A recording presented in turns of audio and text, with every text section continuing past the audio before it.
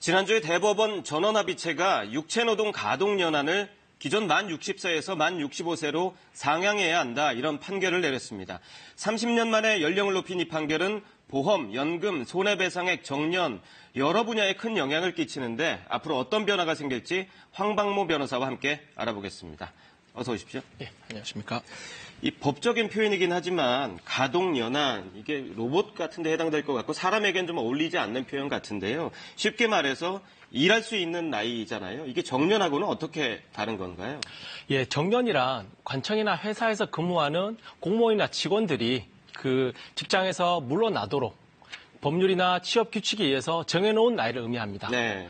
대부분의 기업에서는 다 정년을 정하고 있는데요. 네. 모든 사람들이 정년이 정해져 있는 직업에 종사하는 건 아니고요. 그렇죠. 직업이 없거나 아니면 정년이 명확하지 않는 그런 직업에 종사하는 사람들도 있습니다. 네. 이럴 경우에 그 사람들이 육체 노동이나 정년이 명확하지 않는 직업에 종사해서 네. 수익을 얻을 수 있는 그 나이의 상한이 있을 텐데요. 네네. 그 나이의 상한을 가동연한이라고 합니다. 그렇군요. 이렇게 몸으로 일할 수 있는 나이를 30년 만에 대법원에서 바꾸게 된 그 결정적인 계기가 된 사건이 있다면서요? 예, 맞습니다. 그 4살 아기가 수영장에서 놀다가 사고로 사망을 했습니다. 네. 그에 대해서 부모가 수영장 운영업체에 대해서 손해배상 청구 소송을 제기한 사건인데요. 네네.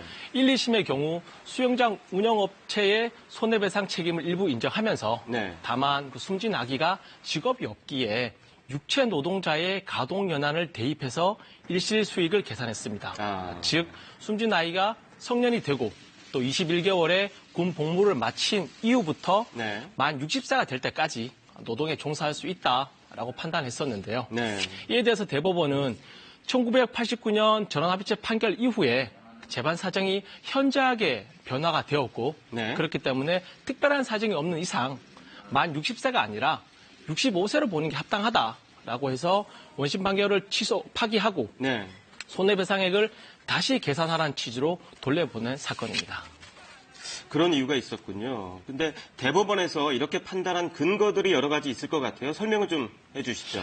예, 가동연한은 보통 경험칙에 따라서 판단을 하게 되는데요. 네. 결국 사회 경제적 현실이나 법 규정 등을 함께 고려해서 판단할 수밖에 없습니다. 네. 그래서 대법원의 판결 이유를 좀 간략하게 말씀드리자면 네.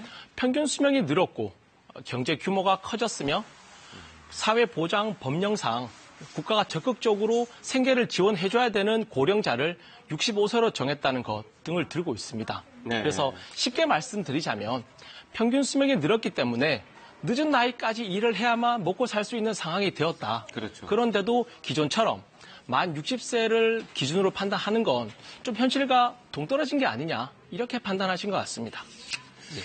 여러 가지 부분에 영향을 미치겠지만 당장 이번 판단이 비슷한 사건들 판결에는 바로 직접적인 영향을 미칠 것 같아요. 어떻습니까? 예, 지금 걸려있는 사건들이 죽거나 다치신 분들의 일실 수익을 배상하라는 사건들인데요. 네. 그러니까 일실 수익이라는 것은 잃어버린 수익을 의미합니다. 네. 말 그대로 제가 정상적인 생활을 했다면 벌어들일 수 있는 수익인데 사고로 잃어버리게 된 수익을 의미하는 것이죠. 네. 그렇기 때문에 사망이나 부상으로 인해서 일을 못하게 되었고 네. 그에 따른 배상액을 따져서 좀 배상을 해라, 이런 취지신 것 같습니다. 예, 그리고 일실 수익 같은 경우에는 네네. 계산할 때 일일 임금 곱하기 월 가동 일수 네. 그리고 가동 연한을 곱해서 계산합니다. 네. 그런데 대법원 판결로서 가동 연한이 한 60개월 증가가 되었지 않습니까? 그렇죠. 그래서 이에 따라서 그 배상액도 자연스럽게 증가가 될 것으로 보입니다. 예를 좀 들어주시면 좋을 것 같은데요. 예, 그래서 만약 35세 일용직 노동자가 교통사고로 사망한 경우에 네. 가동연한을 60세로 보면 네. 약 한 2억 7,700만 원을 받게 되지만 네. 만약 65세를 가동연한으로 보게 된다면 3억 200만 원을 받게 되는 그런 결과가 됩니다. 그렇군요. 이 나이에 따라서 또 내야 할 돈도 있지 않겠습니까? 예를 들어서 뭐 자동차 보험료도 그렇고 실손보험도 그렇고 이게 나이하고 밀접한 관계가 있잖아요. 그럼 이렇게 내야 하는 돈도 혹시 오르게 되는 건가요? 예, 맞습니다. 제가 생각할 때 가장 큰 영향을 받을 부분이 자동차 보험인 것 같은데요. 네. 자동차 보험의 대인 배상은 보험 가입자를 대신해서 그 피해자의 일실 수익 금액을 배상하는 겁니다. 네. 그래서 제가 아까 방금 말씀드렸듯이 대법원 판결로 인해서 가동연한이 늘어났고 네. 그렇기 때문에 보험회사도 지급해야 될 보험금이 당연히 증가될 것으로 그렇게 보입니다. 그러면 보험회사 입장에서는 증가된 보험금만큼 아마 가입자들로부터는 보험료를 조금 더 받게 될 것 같습니다. 그렇군요. 이게 또 국민연금을 받아야 할 나이를 놓고도 지금 논란이 좀 있잖아요. 조금씩 늦춰지고 있는데 여기에 영향이 있을지 간단하게 설명을 좀 해주시죠. 예, 국민연금이 늦춰지는데도 아마 영향이 있을 것 같습니다. 그래서 가동연한이 늘어난 만큼 네. 돈 번 시기가 늘어났기 때문에 국민연금도 늦게 받아야 되는 게 아니냐라는 의견이 커질 수 있습니다. 네. 다만 현재 1969년생 이후부터는 지금도 65세 이상부터 연금을 수령할 수 있기 때문에 네. 이거 이상으로 올리기에는 아마 지금 단계에서는 조금 힘들지 않나라는 생각이 듭니다. 그렇군요. 아무래도 가장 관심 있는 게 바로 정년일 것 같아요. 이번 판결로 현재 만 60세인 정년이 더 늘어날 수 있을까요?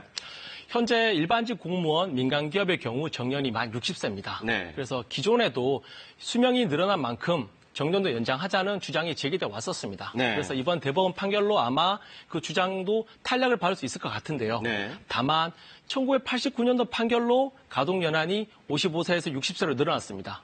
그런데 그 이후에 민간기업의 정년이 60세로 연장된 것이 2017년이 되어서 연장이 되었습니다. 그래서 아마 세금이라든가 비용 문제를 고려했을 때 지금 단계에서 정년 연장에 대한 어떤 구체적이고 실효적인 논의는 조금 어렵지 않나라는 생각이 듭니다.